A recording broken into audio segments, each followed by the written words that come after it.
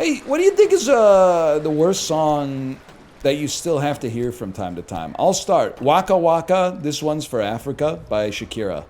I cannot... Okay, Dance Monkey is really... That's a really good choice because that song shows up often enough to be like, this shit again, and is bad enough to be like, not this shit again. Any Taylor Swift song, literally virtue signaling. Some of those songs are pretty good. It's giving off like forum LARPers who are like, I hate the Spice Girls vibes. Shake It Off is good. Bro, Cruel Summer, Moggs, Shake It Off, okay? You gagged them? I know I gagged them. Her music is so bland. Some of it, Cruel Summer's not bland.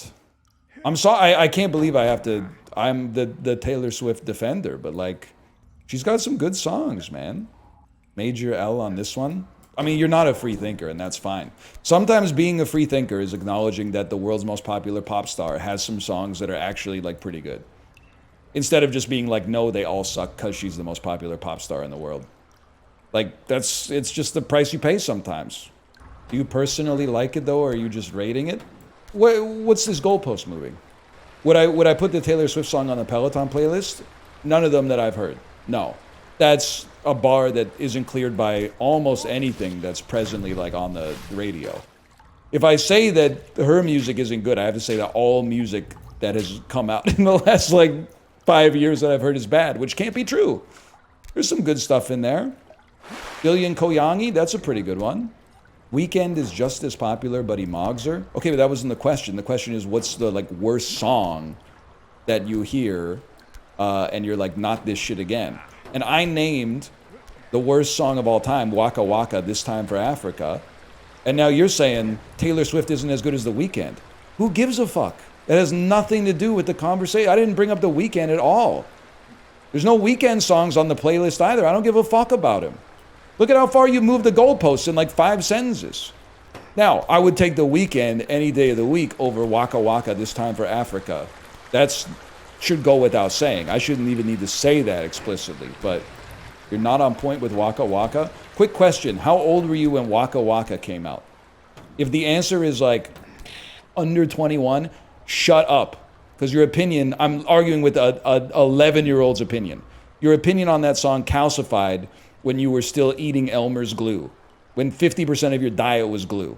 So there's no shot I'm going to argue with someone who appears to be 24, but it's actually an 11-year-old's opinion. I'm not wasting my time with that bullshit, okay? So if other people who were adults when Waka Waka, This Time for Africa came out, want to have a conversation, if they think it's good and we can meet as peers, as equals, that's something. But if you're like, it went crazy at the 4th grade dance, you sit your ass down and shut up, okay? How old were you when it came out? 22. I just don't have an opinion about it. See, that pisses me off almost even more than the people who like it. Just because I feel like you're kind of fence-sitting on it. It's a song you should have an opinion on. There are songs that, like, you don't have to have an opinion. Like, if you're, like, I Want It That Way by the Backstreet Boys, if you're like, I could take it or leave it, that seems about right to me. It's just, the song's sort of there. It's not unpleasant. But I would never put it on. I never have to because it's always on somewhere anyway, even still. But like Waka Waka, you gotta, like when it comes on, it begs for an opinion to be formed. The song is, it's called Waka Waka, right? The lyrics are like Waka Waka, la hey, hey, hey, Waka Waka. Like you don't have an opinion on that. You have no opinion on it. You hate Shakira? I got nothing against Shakira. And I say that without knowing how her tax avoidance case played out in Spain. I separate the art from the artist in this one. I separate the accusation from the accused, okay? I have nothing against Shakira. Hips don't lie. I give it a 5 out of 10, not out of 5. But that's fine. Whenever, wherever, I'll give it a nostalgic 5.5. Underneath Your Clothes, I'll give it a 4. But trust me, it gets worse than that. She-Wolf, I don't really know, because I bowed out after This Time for Africa, to be honest with you. And Try Everything from Zootopia, I'll give it a 6.5. I'm not a Shakira hater. I mostly just hate that song. You will not rage bait me today. This is not rage bait. See, here's the thing. You've been arguing music with people who grew up in a post-Condé Nast Pitchfork poptimism bubble. Me, Justin, from an earlier era where if you admitted that you liked Bop by Hanson, you got your ass beat. I didn't actually ever get my ass beat, but they would be like, they'd say some shit. They'd start some rumors about you or some shit like that. Boys can be mean like that. Nowadays, you get your ass beat if you say you're not fucking with Katy Perry's Dark Horse. If you're like, I think California Girls isn't really that good of a song, people will kick the shit out of you. They'll kill you. Katy Perry lost the juice. That's why I said Dark Horse era Apollo. Also, don't say nobody's fucking with Katy Perry these days. Is Justin Trudeau nothing to you? Don't answer that, American. Fireworks is really good. Okay, Kim Jong-un. God, it's so sick when an evil person likes a song you don't like and you could just be like... you could just equate an otherwise normal person with that person. Oh, I don't even know if Kim Jong-un likes fireworks. That might just be some shit that I learned from the interview, man. But Teenage Dream is a great song, though. Teenage Dream, I'll give it a solid 8.5. No nostalgia. No nostalgia. Because I didn't hear that song, I think, probably until like 3 or 4 years after it came out. California Girls, I don't think is a good song. But it also has the misfortune of coming out in summer 2010 when the radio was as bad as maybe it's ever been in history. Tayo Cruz, Dynamite, California Girls, TikTok by Kesha, Hey Soul Sister. Oh! Sometimes you would listen to the radio and it would be like, Hey Soul Sister followed by I'm Yours by Jason Mraz. And you would be like, oh no, dude. They're good songs. Justin, help me out here. Just like tell me I'm not crazy. All this shit sucks. Taylor Swift isn't that bad, but I think something happened, and I really do think it's, I mean, the consequences of letting people enjoy things have been a tragedy for Western civilization. To quote someone, to paraphrase someone who I can't remember right now. But I feel like in our era, and I'm not saying this is the way it should be, but it's how I grew up, so it should be like that forever. When I grew up, nobody hated the music you loved when you were 12 more than the person you were when you were 16. It's a rite of passage to be like, to go through your CD collection and be like, fuck all of this. I was stupid. I was to be like 14 and be like, when I was a kid, my music taste sucked. But somehow, man, somehow, a lot of people, maybe this has been the case for a long time. But nowadays, it's like, it's considered virtuous to still have like the same music taste you had when you were in the 7th grade. Where are you getting this from, or just vibes? I got people with gray pubes in my chat telling me that Waka Waka This Time for Africa is like their favorite song ever. It's just music, it's not that serious, but still, like, what the fuck is wrong with you? Like, if you're getting calls from your doctor's office that like you should come in, we can't be talking about Waka Waka This Time for Africa, bro. We gotta be talking about some different sort of shit. Yes, pubes go gray. What follows could be the swallow. This is Pubes Not Gray by AFI. You know that one? Has led me to this place where I will be for all erased. It's been a long time since I heard this one. It's been that's the single that made me buy the album, but I haven't heard that song in a long time. And it beats the fucking bricks off of Waka Waka This Time for Africa. This song sounds like I'm watching a Disney musical. Are you talking about Waka Waka? That you're 100% right. You don't know how right you are, because the times I hear it the most is on Disney cruises. They're like, and the adults are doing the fucking Waka Waka Waka, hey, hey. The adults know all the fucking moves, and I'm like, just what the fuck is going on? Why is everybody around me like a junior vice president in their dad's family insurance company? Like, what am I doing? It's insane. I went on a Royal Caribbean cruise last week and I heard this song twice. I'm telling you, man. They love Waka Waka on the water, man. You sail out to international waters. Who knows what's going to happen? What actually happens? Na na na na na, hey hey, da da da da da. Boom! Having like 8 pina coladas and then knowing all the moves to Waka Waka This Time for Africa. Fuck it, dude. Let's make some enemies. Fuck Aerosmith. Fuck AC/DC. Fuck Bryan Adams. I haven't even gotten to the controversial ones yet. I think Africa by Toto is a horrendous song.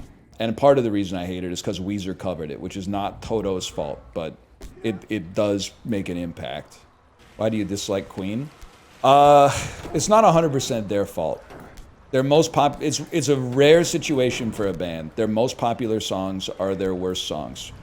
We Are the Champions and We Will Rock You are for middle school sporting events. So let's take those out of the... I'm not even going to say they're bad.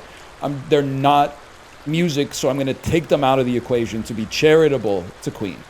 I do find Bohemian Rhapsody cringe, okay? And then you get into the real songs and we can start to have a conversation. Don't Stop Me Now. I think it's hard to say, but it is a good song. But the problem is it got too much glaze from being in Shaun of the Dead, and it started to get played way too much, like, everywhere. And I'm at the point where, like, whenever the song comes on, I'm like, I don't want to hear it anymore. Under Pressure, I mean, I think Under Pressure's... I would not turn it off if it came on. I Want to Break Free, pretty good. I think Apollo's right. I think Somebody to Love is my favorite Queen song. Killer Queen, it's good. It's good. It's good enough to be in Guitar Hero 1. I do like Princes of the Universe, but I like it kind of in a self-aware way. Here we are, born to be kings. It's so funny that it's just like a bunch of guys who live in England. We're the princes of the universe. Do-do-do-do-do-do-do-do. Here we are, fighting to survive in a world with the darkest power. Like, what are you talking about, bro? Get a chip, buddy. You really want to rile people up? Tell them Linkin Park sucks. Justin, this is one that I think you and I just have to share this in whispered, hushed tones to one another until we're free from this earth. When you're in the 8th grade, Linkin Park hits like crazy. And I was in the 8th grade when they popped off. So we were all fucking with Hybrid Theory and a little bit of Meteora. And then we like turned 16 and we were like, remember when we used to listen to that garbage? And then something happened. And I'm now in 2025 and people are like, it's not garbage. It's bolded on Rate Your Music. And I'm like, not when Rate Your Music had shooters, motherfucker. When Rate Your Music had shooters, Elvis Costello was getting those Linkin Park scores, and Linkin Park was getting those Elvis Costello scores, if you know what I'm talking about.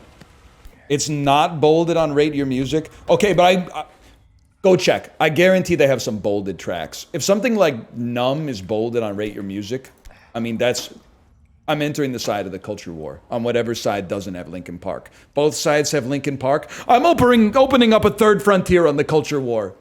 We're gonna take a little bit from both sides. I don't know what we're gonna take. We're gonna take a lot from one side. I don't know what we're gonna take from the other side. I haven't figured that part out yet. I'll find something. I'll find some. Maybe it's sausage gravy. Because people were too woke to eat sausage gravy. It's bad for you. It's bad for you. Man, fuck you. You do ketamine. You're not gonna eat sausage gravy. We're taking sausage gravy from that side and everything else from the other side, and we're opening up a frontier in the culture war. Which 2000 era Pitchfork indie darling is the worst? Oh, see, now you're speaking my language. Because instead of having a lot of targets, I got to think about which target it is. I'm sorry, it's not the Arcade Fire. I know, but it's not. It's not. So many people are saying the Arcade. It's not, man. It changed the game.